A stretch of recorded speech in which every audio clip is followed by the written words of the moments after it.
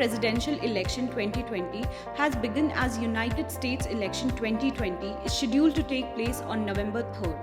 It will be the 59th presidential election. This year, Donald Trump is seeking re-election for a second term from the Republican ticket, while the Democrats have announced Joe Biden as its presidential candidate. Here are the top 7 things you need to know about this year's US election. The first step is to choose a nominee for the president's posts. In order to pick the nominee, parties first hold primaries in different states to pick delegates, who will then go on to support the presidential nominee. While some states decide to hold a secret ballot to choose delegates, others elect their delegates by a show of hand in an open meeting. The second step is the National Conventions. The National Conventions is a large gathering, usually held at a big open space, of all the delegates chosen by the states during the primaries. At this gathering, the delegates vote and the party announces who is going to run for the presidential election from their party. Number 2. Anyone who wants to run for President of United States of America will need to meet 3 main criteria. Number 1.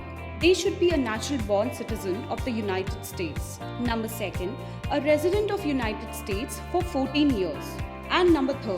At least 35 years old. Number 3. A president is limited to serve 2 elected 4-year terms in White House. 10 years is the longest any president could serve. But no one so far has been in White House for that long since Congress passed on an amendment on term limits. Number 4. Unlike many other countries in US, there are only 2 parties considered by most voters, the Democrats and the Republicans. Other third-party candidates sometimes participate, with the Liberation, Green and Independent parties occasionally putting forth a nominee. Number 5. Red states and blue states have been referred to as US states whose voters have predominantly elected either the Republican Party or the Democratic Party presidential candidates. Number 6. Under the Electoral College system, each state is assigned a certain number of votes. There are a total of 538 votes.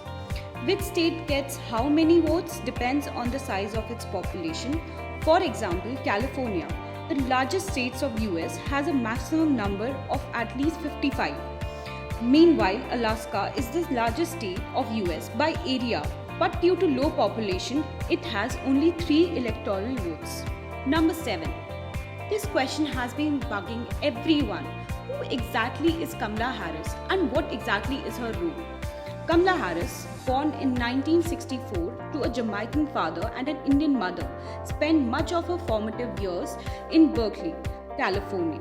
After her parents' divorce, Harris was raised primarily by her single Hindu mother, who was a cancer researcher and a civil rights activist.